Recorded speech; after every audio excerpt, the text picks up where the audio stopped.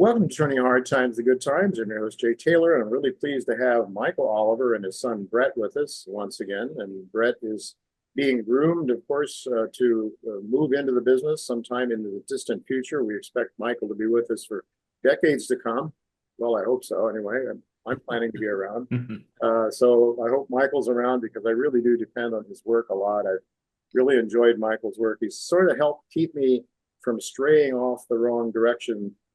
Very often I would have been whipsawed out of markets and into, um, somewhere I shouldn't be. And Michael's kept me on the straight and narrow for the most part over the years, especially in the precious metals. And now Brett is learning the trade as well with his father, and Brett is handling more the individual companies and so forth. So I want to pick his brain on that after we perhaps talk to his father more about the macro market. So welcome both of you to Turning Hard Times a Good Time. It's good to see you both again. Thank you, Jay. Good to see you too. Michael, the fiat currency battle continues. The idea is that those who have control of the money supply can print money out of nothing, out of thin air, as they say. And it's kind of a con job. They've been able to convince people that hey, look, this stuff we're creating out of nothing is as good as gold. And so they've been doing it for decade after decade, and the game seems to continue. Here we are with NASDAQ making new highs. But when I look at your weekend 360 letter, not so much. It seems that I see a chart. If you look at the price chart for NASDAQ, it looks like it's upward forever. But if you look at the momentum chart, it's a little different. So what are your thoughts about the NASDAQ and the S&P and the big equity markets right now? Well, we think the U.S. stock market's the biggest bubble it's ever had. Even 1929 bull peak, the duration and dimension of that bull market. The bull trend in 2000, the dot-com top, the dimension and duration of that bull market. Also the move from 2002 to 2007 top, which led, of course, to the bear market in 2009.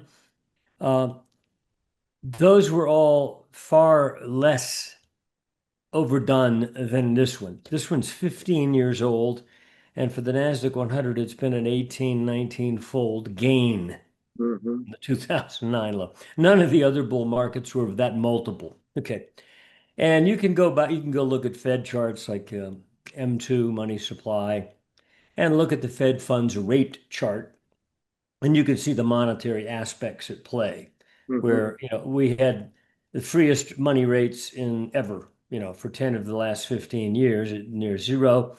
And even when they uptick the rates to, over 4%, et cetera, that historically, if you go back 75 years on their Fed funds rate chart from the St. Louis Fed, it's still in the very low end of that multi-decade period. So rates have been cheap, money's free, and therefore people spend it like it's free. Right. And then reality finally bites them, because reality always ultimately wins. It may be delayed and so forth, but that's what's happening. I think the stock market is topping, and the money that's there is going elsewhere, and there'll be more money to go elsewhere, because when the central bank and the central government panic over bad data points, once the stock market rolls over, it will go somewhere.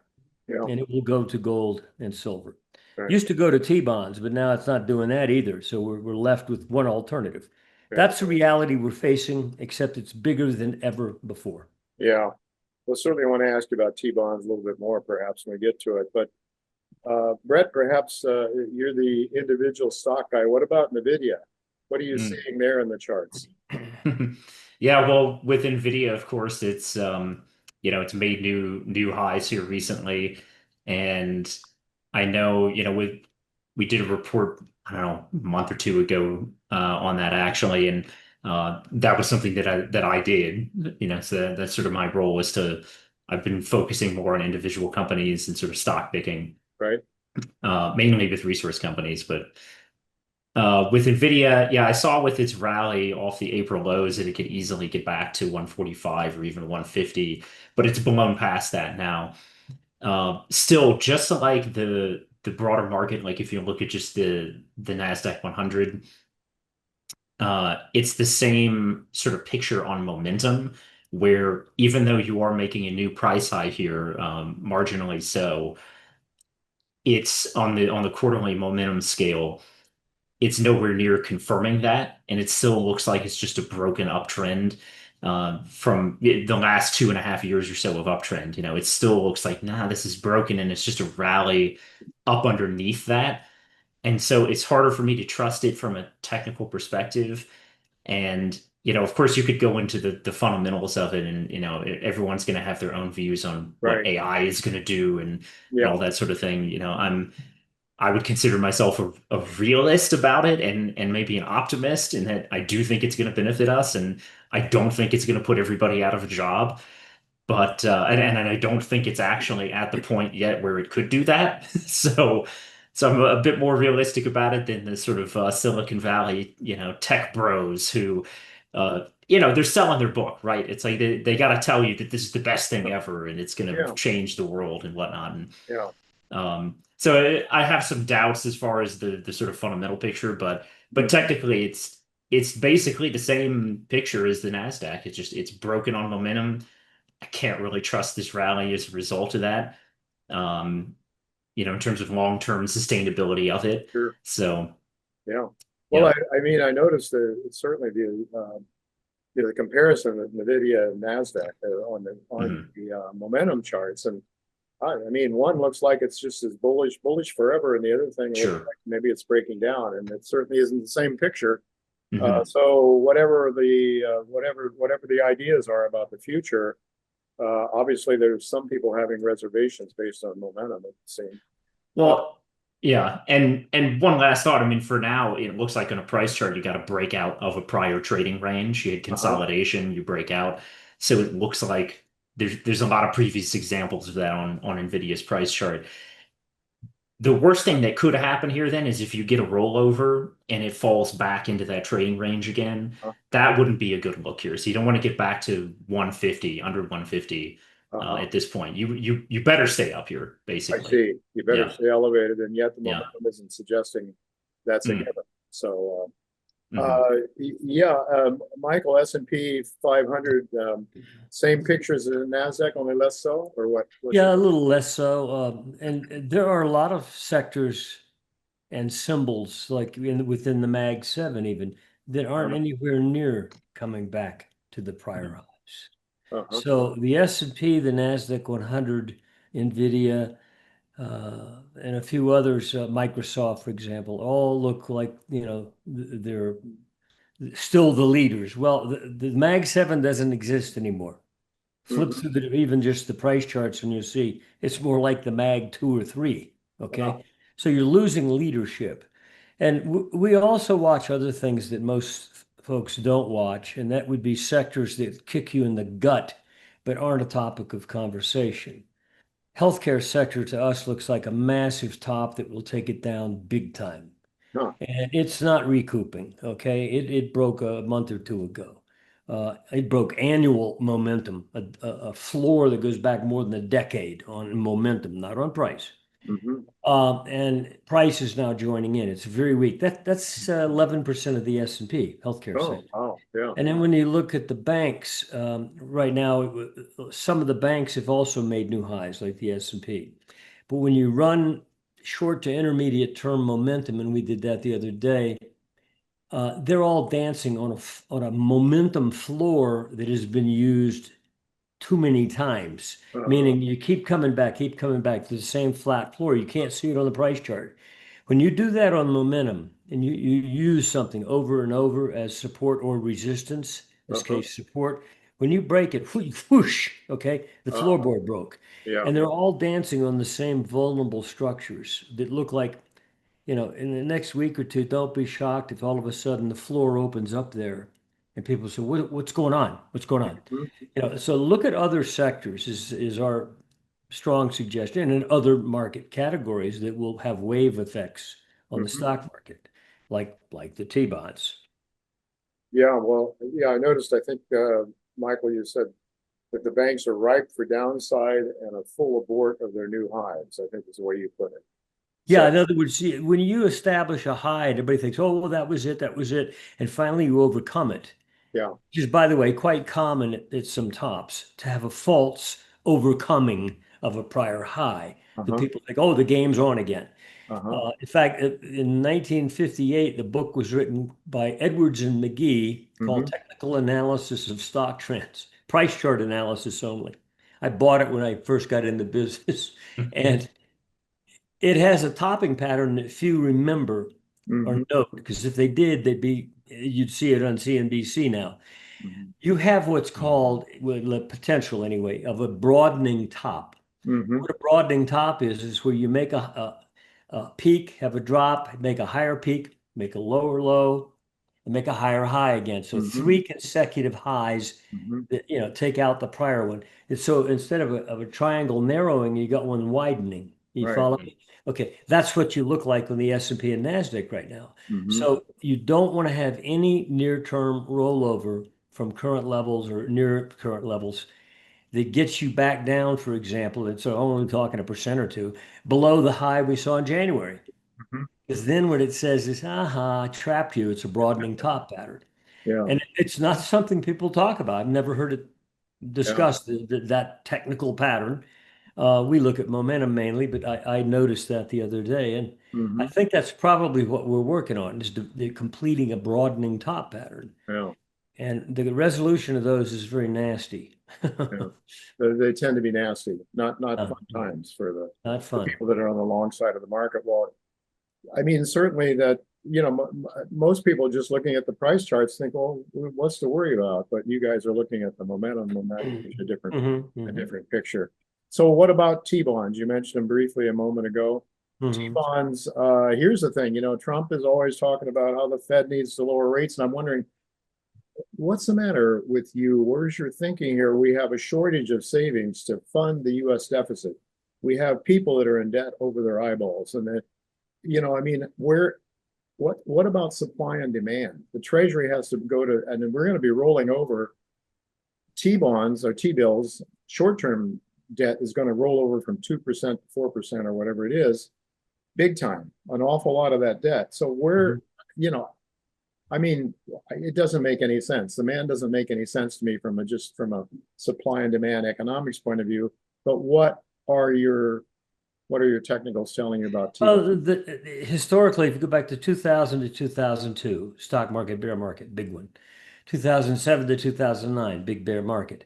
During that time, two alternatives stood out that went up: T-bonds and gold. Uh-huh. Bond price go up, yields go down, meaning, and Mhm. gold goes up. This time around, it's only gold. So we've had this effectively, if you'll draw a line sideways through the S&P going back a full year, you'll see we just oscillated to either side of this line, higher highs, lower lows, etc.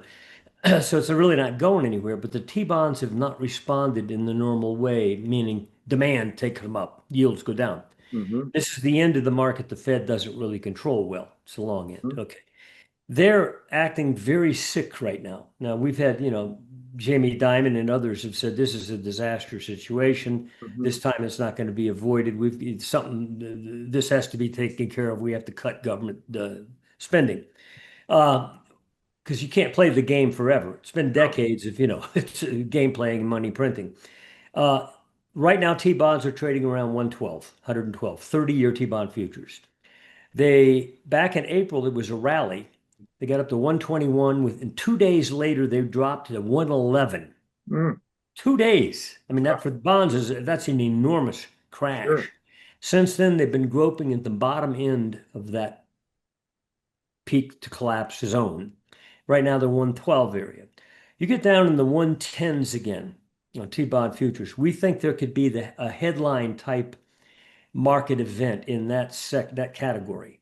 That category, by the way, is bigger than the entire U.S. stock market Wow. in Wow. terms of assets. Sure. So watch the T-bonds, because if they start to ooze on down into the 110s Hmm.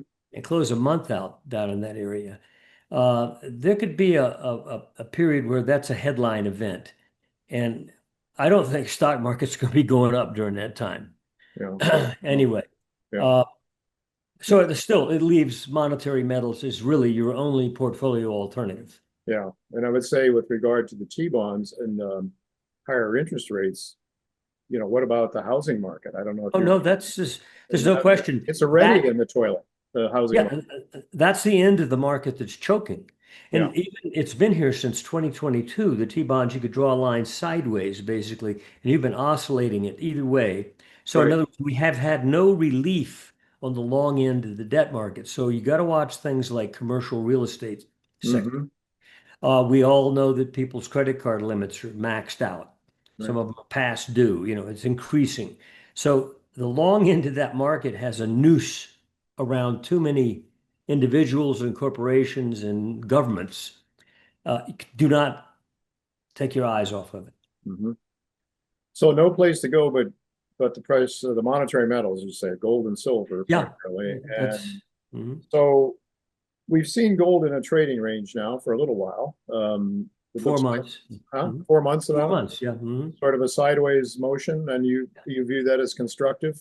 Yeah, when gold peaks or bottoms, 2011 peak, 2015 bear low, go back and look at them. They're isolated. Mm-hmm. So when you make the high, you puke, okay, sharply. Back then, it was several $100s. Right. You could never get back to the high. You tried all during the year 2012 to get back up to that 1920 level. The Uh-huh. best you could do is 1790 a couple times. Mm-hmm. You couldn't get back to it. So in other words, it was isolated, thin air. Okay, get the point. Mm-hmm. This time since April, it's not no drop. It's just lateral, like it's asleep. Mm-hmm. That's not the way gold tops. And momentum tells us there's not anything to break here. Mm-hmm. So, in other words, if price looks like it's breaking something, but momentum doesn't, don't trust price. Mm-hmm. Right now, momentum says, no, I'm just having a cooling off period. I'm not breaking anything.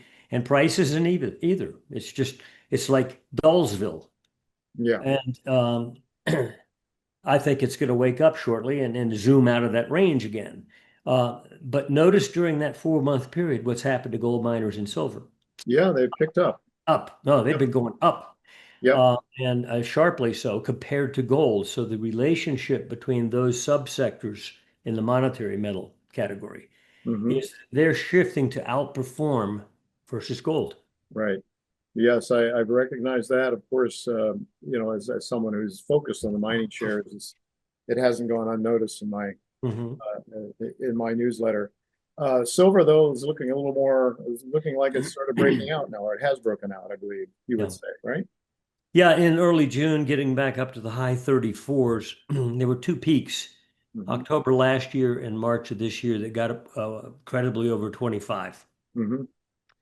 And then we had that very sharp drop into early April, but immediate rebound. 2750 low. Next thing you know, a couple days later, you're in the 30s again. Mm-hmm. And in early June, we came up to high 34 and we had a momentum breakout at that point. Price was still below its prior highs. Okay, two highs. But momentum said, nope, it's over. Pull back the sideways action in silver since last May, Mm-hmm. either side of about 3250, by the way, up and down, up and down, up and down, is over. We're going up. And sure enough, next thing you know, we're up at 39. Right now, we're 38.30, I think. Mm-hmm. I think silver's now into what you could call the acceleration phase, where Mm-hmm. the action is no longer this 4 steps up, 3 steps back type process. Mm-hmm. Instead, it's 8 steps up, 2 steps back, Mm-hmm. and I think we've entered that. And the same is true with the miners.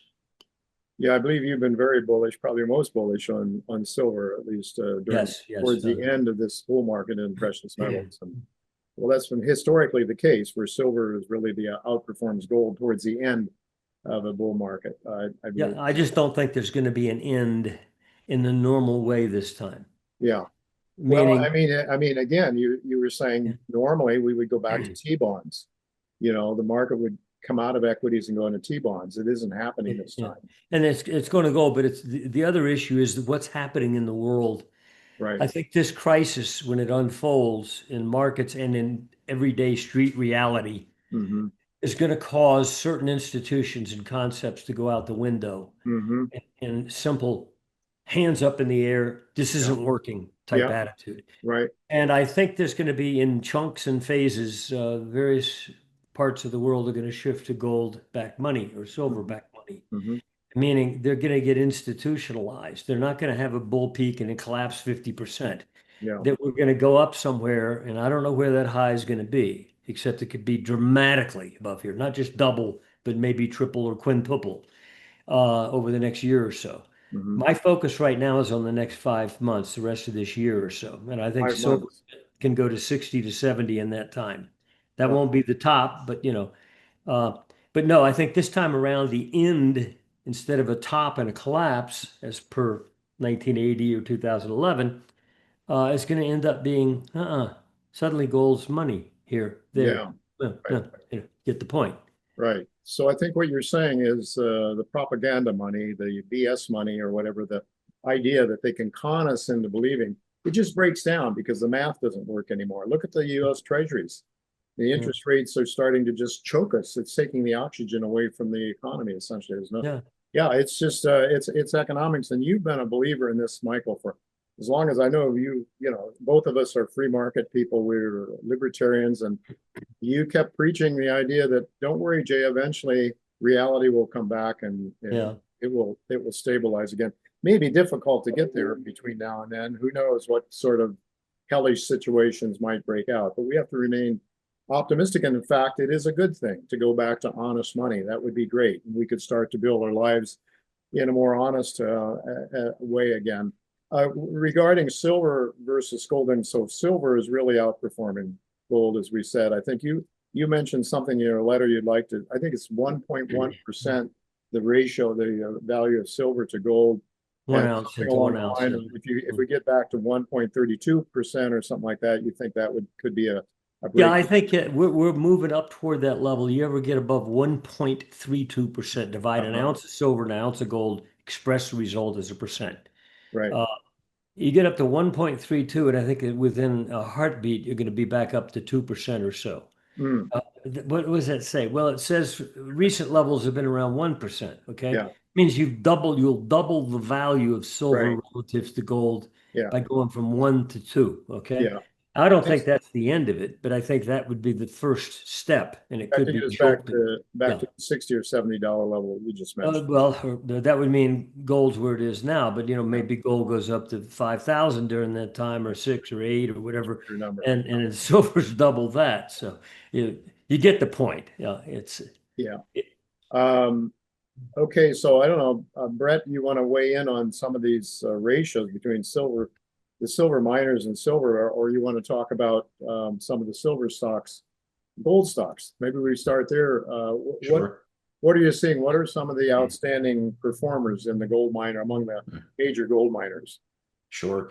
Yeah, no, I mean, I can comment on both. I mean, for one, the ratios now are just shifting.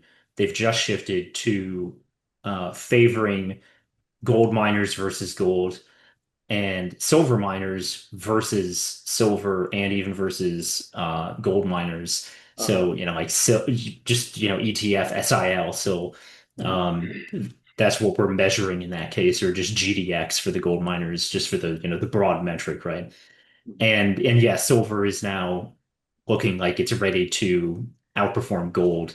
And I mean, it is here currently anyway. It's broken out versus gold still in its trading range. But that, as my dad said, is like that still has a ways to go before it reaches even just a norm of 2% of the price of gold, which is just typical for a bull market. But as for specific miners, really it's the silver miners that I'm focused on more. Yes. And So you there believe are, that silver miners will outperform gold miners, perhaps? I would say in Generally general, speaking. yes. Yeah. Generally speaking, right. Yeah. And I mean, it's going to be hard to say for some individual companies. Some things might do extremely well and some just might not do anything at all. Yeah. Yeah. Especially when it comes to junior miners, that's one of the reports that I do for MSA is looking at juniors. Uh-huh. And, some of those have already done great. Some others are just still dead. There's one in particular, Galway Metals, is just dead, hasn't Yeah. done anything despite silver going up. But some others like Apollo Silver, um, that's one that's done pretty well. Guanajuato is sort of waking up. Goliath. Santa Cruz is one that's done really well Really recently. well. Yeah. Mhm. Abra's finally done something. Like these are all things that we've watched for, every month we do a report on it. Snowline, of course, it's a gold. Snowline Yeah, gold, it's done extremely well. It's right. broken out of yet another one of its trading ranges. So that just continues to power. And some of these might end up getting, purchased. We're seeing more and more Yep, acquisitions. So yep, that's the likely outcome for some of these. I'm sure they'll probably just get bought up. Uh, that's not really what I look at. I'm not watching the yeah. mergers and You're looking at acquisition the space so charts. much, but Yeah, I still see those headlines. right. And I think for some other individual miners, like I like First Majestic, Ah, and I know that's gonna just, I'm gonna explode heads when I say that, but it's technically, I know people don't really like the company and they poo-poo it, but technically it is just so beat down. It really. hasn't gone anywhere since 2022. I Uh-huh. think, yeah, this time 3 years ago. Uh, I think even just from a trading standpoint of getting back up to $18-20, it just looks like a layup here. So Interesting. Interesting. uh, that's one One of that your I'm favorites from a technical point of view that you from a see. technical point of view. Yeah. I would say also Metallo Royalty MTA. Hmm. That's one again from a technical perspective. I like it. I think again a simple triple from 4 to 12. That's what I'm betting on with that one.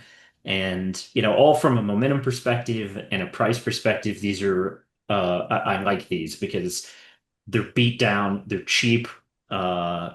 Relative MTA is cheap relative to NAV. Technically, it's beat down. It's got a great base. It's just now breaking out. So you're still early getting into some of these. Hmm. Like, these are some that haven't really moved yet versus like some of the big guys like Agnico Eagle or Right. Wheaton. It's like would they just keep going up? They're already they've been going up for years and they're the big boys. And of course, you can own those. It's probably a safer bet, but they've already made big moves. Yes. I'm more trying to focus on the ones that haven't moved yet Right. but have clear technical setups, especially big bases on momentum. I like that kind of setup. And so that's what a lot of those have.